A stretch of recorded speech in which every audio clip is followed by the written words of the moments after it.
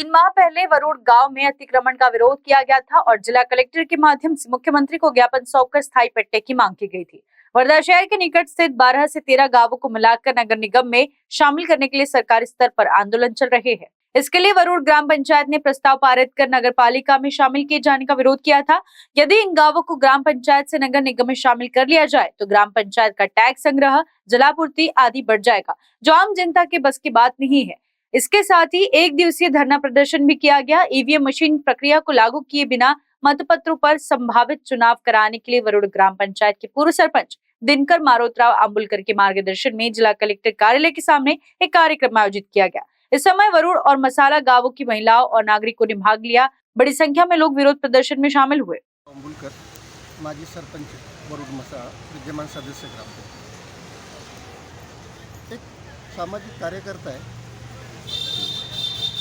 जनसामान्यांच्या प्रश्नात सतत 40 वर्षापासून मी काम करत आलेलो आहे।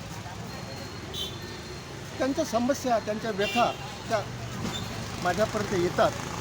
त्या व्यथांना घेऊन आणि काही ज्वलंत प्रश्न घेऊन मी आंदोलन उभं केलेलं आहे। आपल्याला मागे दिसत असेल हे प्रामुख्याने 8-9 मुद्दे आहेत। या मुद्द्यावर आंदोलन आहे। महत्त्वाचा मुद्दा आहे वर्धा नगरपालिकेत अगोदर 13 गाव नगरपालिकेत समाविष्ट करण्याचा मुद्दा होता।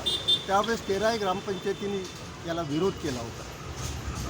तेव्हा तो मुद्दा बारगळला, पण नव्याने आपले मंत्री महोदय आले, भाजपला घवघवीत यश मिळालं, लोकशाही मार्गाने मिळालं असं मी म्हणतो।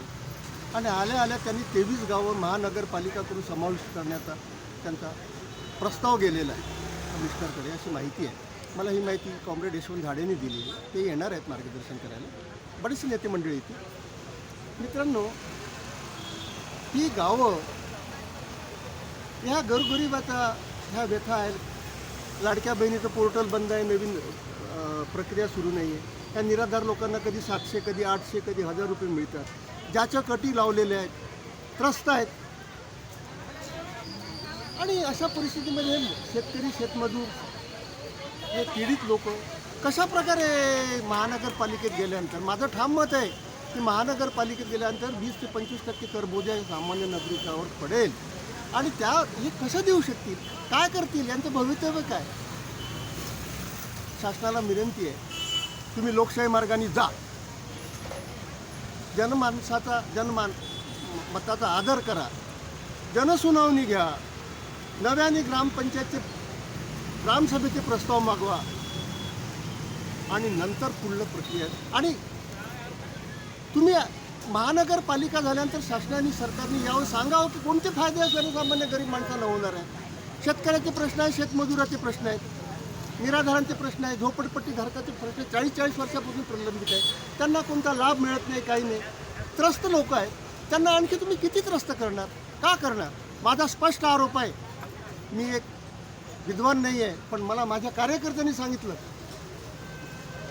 आंदोलन किती दिवस चालणार आहे? आजचा दिवस आहे फक्त। आणि आम्ही 4 वाजता मान्य जिल्हाधिकाऱ्यांना मार्फत मुख्यमंत्र्यांना निवेदन देणार आहे। त्याची प्रत आपल्याला 4 वाजता मिळून जाईल।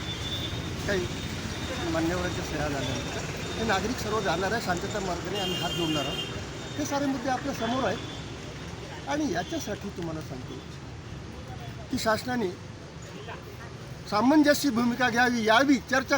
मी तर भाजपच्या मंत्र्यासहित सर्वांना आमदारांना पत्र दिले, काँग्रेसवाल्यांनी दिले, राष्ट्रवादीवाल्यांनी सर्वांना दिले, सर्वांना आवाहन केले की तुम्ही या। काही मुद्दे जर तुमचे कारा न्यूज के लिए वर्धा से अनिल गावंडी की रिपोर्ट। जीर्ण बीमारी का इलाज अनुभवी डॉक्टर्स की चिकित्सा और आयुर्वेद के जरिए सिर्फ और सिर्फ शिवशंकर आयुर्वेदिक क्लिनिक में। मध्य नागपुर का सबसे बड़ा आयुर्वेदिक दवाइयों का शोरूम और क्लिनिक, जहां बीमारियों का होता है इलाज। शिवशंकर आयुर्वेद है जड़ी बूटियों का विशाल भंडार, जहां मौजूद है सभी प्रतिष्ठित आयुर्वेदिक कंपनियों की दवाइयां और जड़ी बूटियां, वो भी होम डिलीवरी के साथ। तो क्यों इधर उधर भटकना, सीधे आइए शिवशंकर आयुर्वेद में, बढ़ाइए अपनी रोग प्रतिकारक शक्ति और हो जाइए तंदुरुस्त। हमारा पता है योग कॉम्प्लेक्स, महाजन मार्केट के पास, टेम्पल बाजार रोड, सीताबर्डी, नागपुर। अधिक जानकारी के लिए संपर्क करें 9112079000 और 8605245080 पर।